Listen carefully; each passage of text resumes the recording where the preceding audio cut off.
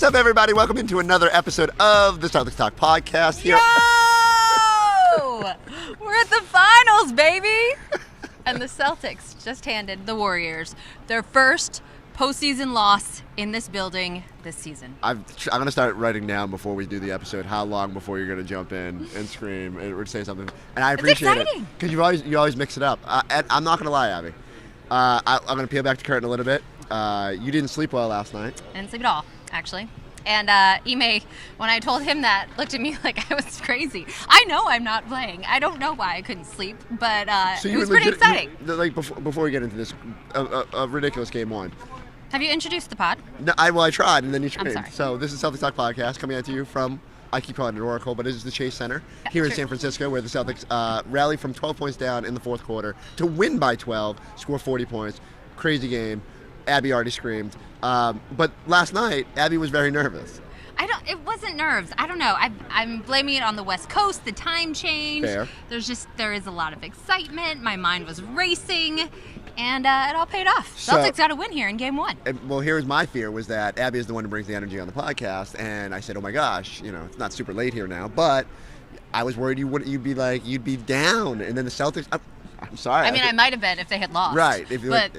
After that fourth quarter, I am fired up. Let's go to the rooftop bar after this. Yes, so let's start with that. Let's end with that. What was the most remarkable thing about the Celtics comeback? The fact that they went small and were still able to hold this Warriors offense, who, I mean, historically is just unstoppable. And the Celtics held them, before garbage time, to 13 points in the quarter. Peyton Pritchard chasing around Steph Curry in his first NBA Finals game. Remember when everyone told us that Peyton Pritchard couldn't go? Who told us that? Well, a lot of people have said that. I probably said it at some point. There's some too small moments, yeah. But except when it's not for lack of effort. No. And I say it all the time. If you ask Ime, he'll tell you Peyton is the toughest guy on this team.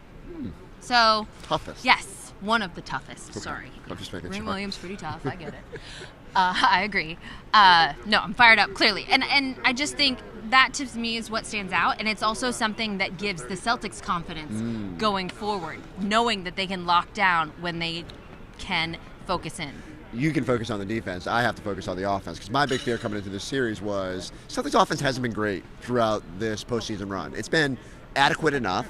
It's had its moments. Jason Tatum has carried them when he's had to.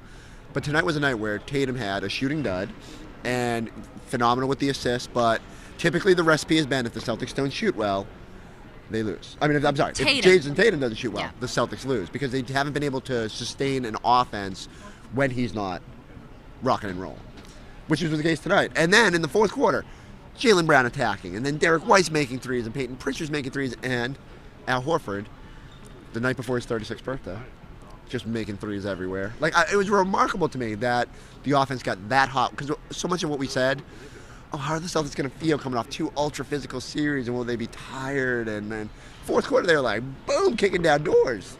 And then also you add in the fact that this is their first time on this NBA Finals stage. So much was made about the Warriors' experience, not to mention how good they have been in fourth quarters in this postseason. But the Celtics came out and, did what they were supposed to do. Like you said, knock down shots. Ime did say because Jason was struggling shooting, it was certainly a concerted effort to get Jaylen Brown going. He was aggressive, put the ball in his hands. And then Derek White knocking down shots. Al Horford said that was just contagious. After seeing that ball go down for Derek, Al was letting it fly. Barry, our cameraman, Barry was asking us, who was the MVP of tonight? Ooh, good question. I'm gonna say. Isn't that interesting when it doesn't just jump right to your mind? No. Who gets Abby's Tommy Award? Well, the Tommy Award's different from the MVP. But Al gets the Tommy Award. Al gets the Tommy Award because Al always gets the Tommy Award. And he knocked down a bunch of threes. I would actually say if we were doing it by the rules of Tommy and the game MVP. Intangibles. Peyton Pritchard maybe gets the Tommy for being scrappy and chasing Steph and making those fourth quarter threes. But I think the MVP is still someone. Who are you thinking of? I would either give it to Al or Brown. Because Brown lit the fuse. Yes, I agree with that. Right. Jaylen Brown lit the fuse in that fourth quarter, got the offense going. And you're right in that is a concern. When I asked Ime Udoka yesterday during media day about because he's such a defensive-minded guy, do you just sit around and try to think of schemes to stop the Warriors? And he said, actually, I'm more focused on our offense, and I want to get these guys in the position to succeed. And so that is something that he was dialed in on, and clearly they found some schemes going smaller. And that was another shift in the fourth quarter was the rebounding. The fact that... Did you say Jaylen Brown and there was a shift? Oh, and energy as Gary Payton, the glove, walks by. That's why we're a little distracted. I want to talk to him about Marcus Smart, but then also I his kid just lost a tough game, so I don't know if it's really the right time to chase him down. I think he wants to talk to you. He might be. That was a nice vest, though. Very not yellow.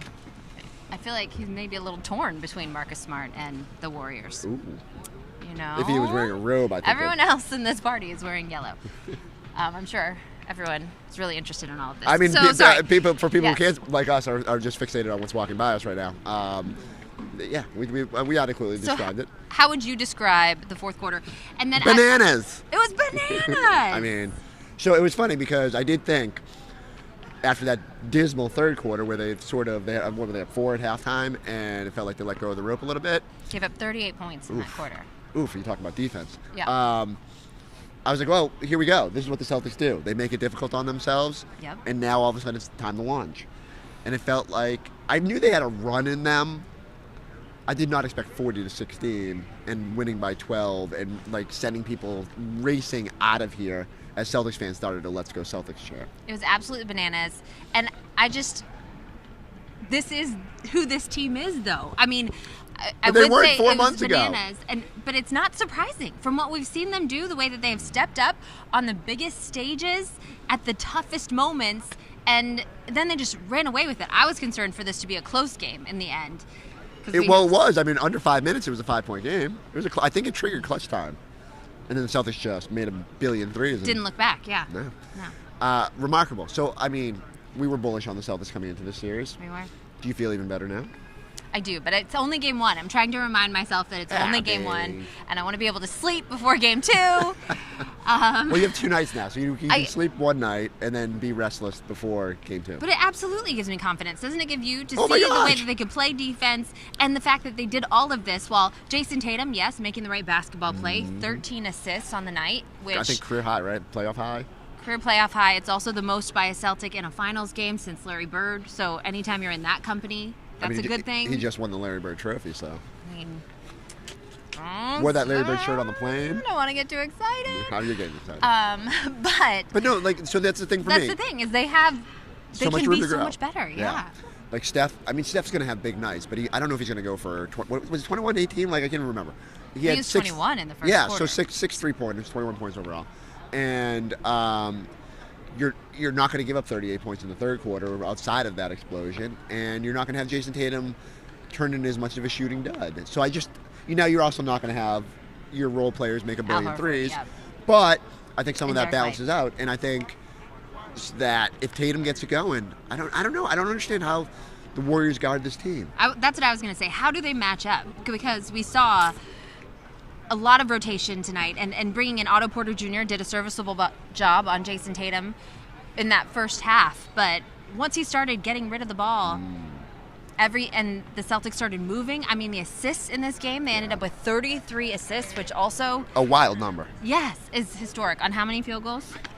33 assists on 43 33 field on goals. 43. It's their second highest assist percentage of these playoffs. All right, we can't be all sunshine and puppy dogs. Was there anything that concerned you? Jason Tatum's air ball in his first shot that was way outside. He misses every now and then like that. I know. Jalen had an air ball like a short time later, and I'm thinking, oh boy, maybe they are tired, or they're just not ready for game 1. But I also think there's like so much nerves coming into this game, as you are well aware, and they just had to work through it. And then again, I didn't expect that fourth quarter, but I said the one thing that worried me, they went small late, and it's remedied some of their issues, but when they went big, they couldn't get a rebound.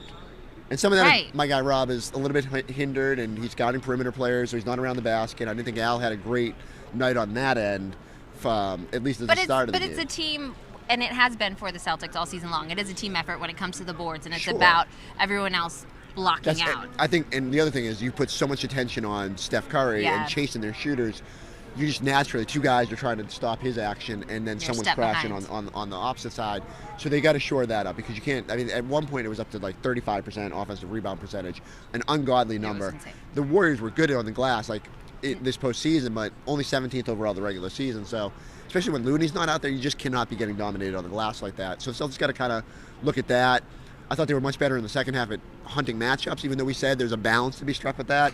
They were clearly like, we're going to wear stuff out, and we're going to go at them, and we're going to take advantage, and if you put Poole out there, we're going at them. So we go back to it. Ime has been so good at pushing all the right buttons. How much credit does Ime deserve? I mean, how much should we move some of that onto Marcus Smart? Apparently, the Wired segment, after the Celtics gave up that three-point barrage in the first quarter, it was Marcus Smart who told the bigs that they have to step up first and then they can drop back. And while I'm sure that was the coaching staff as well communicating that, I think Marcus Smart, and then Marcus also taking a back seat in that fourth quarter and allowing the Celtics to roll with Peyton Pritchard out there for as long as they did. And then Marcus came in and knocked down the threes that he missed in Game 7 against Miami. So maybe Marcus Smart wins the Tommy Award. This is hard. There's too many people too many. to potentially give it to. Tough. Did you see Marcus get really upset with Jalen on one of those Steph threes? Jalen never stepped up and dropped immediately, gave up a three, and Marcus just went stomping to the bench. It was probably when he said everybody needs to be up on him. But that's the great thing. They can yell at each other. Absolutely. And power through. And that's what they have. That's the point they have gotten to in this season. And you can say that once again, that was because of Marcus Smart and his comments in November. It really sparked a conversation. I know you read that Jackie Mack piece amongst these guys. But it is concerning how wide open Steph Curry was for a bunch of those shots. And I know that they tightened up the defense on him, but I'm pretty sure he was high on the scouting report. I mean, Steph Curry. Again, it's Former. It's one thing to game plan, but MVP. yeah. Yeah. They've done good Another with one that's out former there. MVPs in these playoffs, though, so they'll figure it out. They will figure it out. How'd your boy look? I hate that you brought up. We said we were going to talk about some negatives, and I guess he's still not himself. No. But he had some good stretches, and they tried to throw Tice out there. That also did not go well. So it was nice that they were able to go back to Rob, and I thought he gave him a better stint, even though it was in that third quarter where things got away from them. So he's still a lob threat. They still got to take advantage of that. Hopefully 2 more days of rest helps him feel a little bit better. At least that's what I'll tell myself when I'm sleepless and dreaming about Rob being Rob on the basketball court.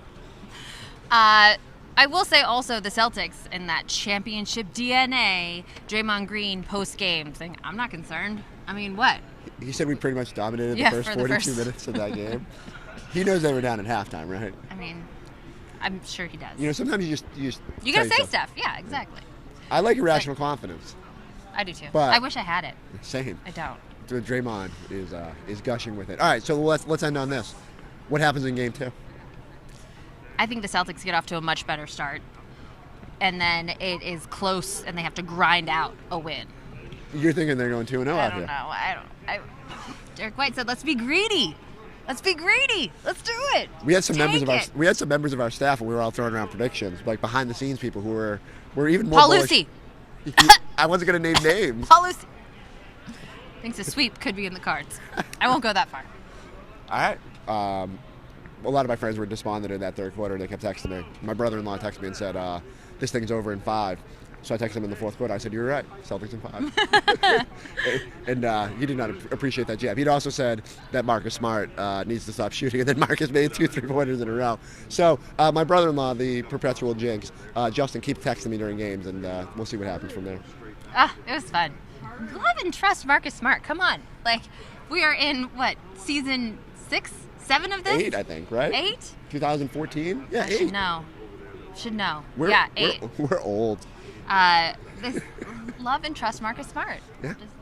All right, we're gonna love and trust for you guys that you will go like, subscribe. I tried to play that off. I had the wrong word in there. Go like, subscribe. Check us out on the YouTube page. You can see our eyes. Follow Gary Payton's very nice Louis Vuitton sweater. We'll catch you next Oh, time you knew what it was. on the Celtics Talk podcast. I'm the one who hasn't slept. I can't help you.